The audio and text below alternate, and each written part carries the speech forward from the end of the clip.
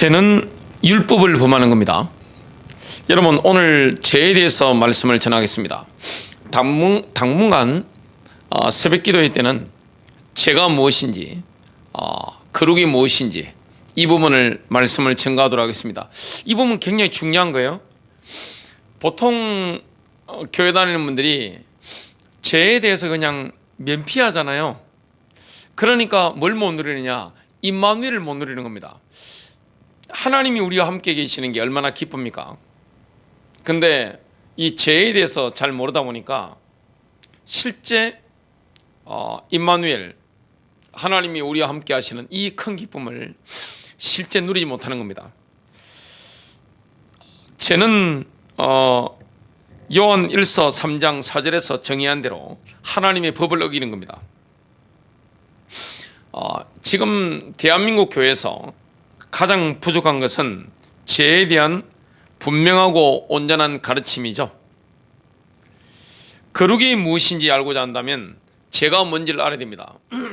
여러분, 성경은 거룩에 대해서 굉장히 중요하게 말씀합니다. 여러분, 교회에서 주로 인기 있는 주제가 뭡니까? 치유죠. 치유받아라. 그러면 아멘 아멘 그럽니다. 근데 치유라든지 이런 것보다 성경 전체를 본다면 하나님께서 훨씬 중요하게 많이 다루신 주제는 뭡니까? 바로 거룩입니다. 거룩이 뭔지를 안다면, 그렇게 알려면 죄가 뭔지를 알아야 됩니다. 여러분, 고층 빌딩을 지으려고 하면 기초가 탄탄해야 되죠. 기초가 부실하면 건물이 일순간에 무너질 수 있습니다. 거룩에 대해서 우리가 제대로 된 인식을 하지 못하고 있으면 정말 신앙생활이 제대로 되지 않습니다. 신앙의 이 믿음의 건물을 지어야 되는데 이게 제대로 안 됩니다. 구원에 이르게 하는 기독교의 뿌리는 죄에 대한 올바른 지식입니다. 죄에 대한 올바른 지식이 없는 칭이라든지 회심이라든지 또 성화에 대한 메시지는 그 어떤 깨달음도 주지 못합니다. 죄에 대한 깨달음이 제대로 없기 때문에 교회를 백날을 다닌다 할지라도 별로 변화가 일어나지 않습니다. 죄는 율법을 어기는 거죠. 즉 하나님의 생각과 법에 완벽하게 일치하지 않는 상상이라든지 생각이라든지 말, 행동이 전부 죄입니다. 이 부분을 성경은 명확하게 다루고 있습니다. 우리는 해서는 안 될 행동을 함으로 말미암아 죄를 짓습니다. 그뿐만 아닙니다. 마땅히 해야 할 일을 하지 않음으로 죄를 또 짓습니다. 마태복음 25장 41절부터 42절입니다. 사람은 죄를 지으면서도 그게 죄인 줄 모릅니다.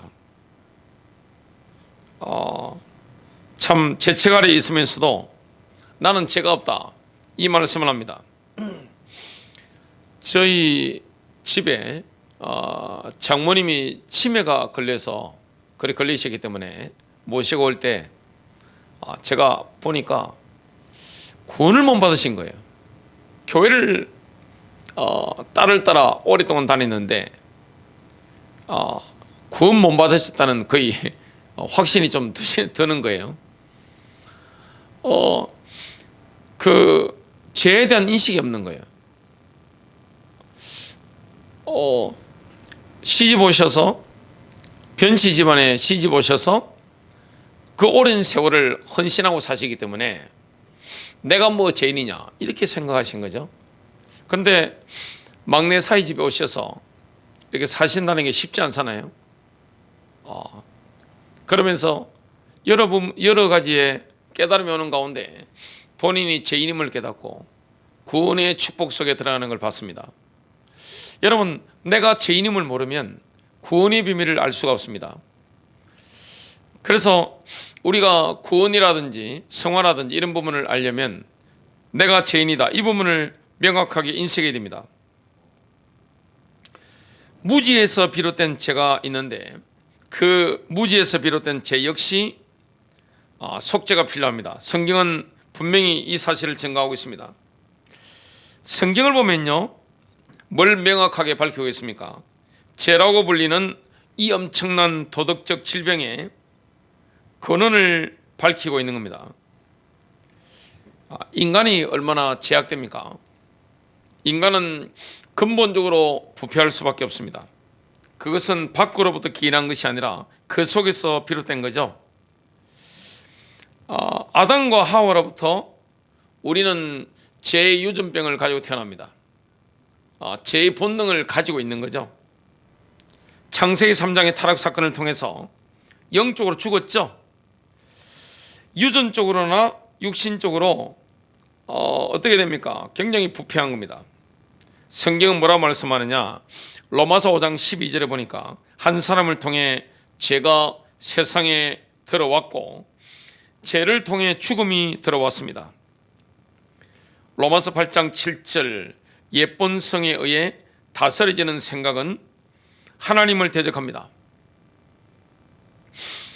옛본성에 의해서 올라오는 생각들 있죠.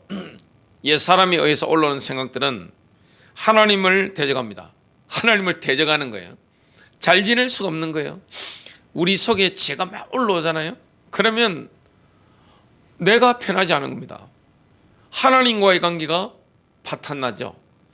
이웃과의 관계가 파탄나버립니다. 육으로부터 태어난 것은 육이라고 요한복음 3장 6절에 말씀하고 있습니다. 에베소서 2장 3절에 보면 우리는 본질상 다른 사람들과 마찬가지로 하나님의 진노의 대상이었습니다. 인간의 부패성은 안 좋은 환경이라든지 교육을 잘못 받았기 때문에 그런 게 아닙니다. 저는 사회 가면서, 특히 청소년 사회 가면서 많이 느낀 게 뭐냐면, 우리 애가요, 우리 아들이요, 우리 딸이요, 친구 잘못 만나서 그렇습니다. 물론 좀 그런 측면도 있습니다만은 인간의 부패성은 인간이 물려받은 왜곡된 본성 때문입니다. 죄성을 타고난 거죠. 마가복음 7장 21절부터 23절입니다. 속에서 곧 사람의 마음에서 나오는 것은 악한 생각, 곧 음란과 도둑질과 살인과 간음과 탐욕과 악독과 속임과 음탕과 질투와 비방과 교만과 우매함이니 이 모든 악한 것이 다 속에서 나와서 사람을 더럽게 하느니라. 우리는 이런 어리석은 말을 하면 안 됩니다. 우리 애는요, 우리 자녀는요, 우리 아들은요, 우리 딸은요 원래 착한 애인데 친구 때문에 버려놨습니다. 이렇게 말을 합니다. 실상은 정반대입니다. 모든 죄의 첫 번째 원인은 그 아이의 타락한 본성 때문이지 결코 동네가 안 좋거나 학교나 친구 때문이 아닙니다. 심리학을 공부하면서 부모 원망하는 사람 굉장히 많습니다. 내 꼬라지 왜 이랬지? 보면 심리학을 공부해 보면 다 부모 영향이죠. 그 부모님은 또 위에 올라가면 아담까지 올라가는 거죠. 오직 성경만이 죄의 정도에 대한 믿을 수 있는 근거를 제시합니다. 노아 시대에 하나님은 뭐라고 말씀합니까? 창세기 6장 5절 그 마음의 생각의 모든 상상이 본성적으로 계속해서 악할 뿐임을 보셨습니다. 예레미야서 17장 9절입니다. 마음은 만물보다 거짓되고 심히 악합니다. 이사야서 1장 6절에 보니까 인간은 이스라엘 백성들처럼 발바닥부터 머리끝까지 그 어느 곳도 성한 데가 없습니다.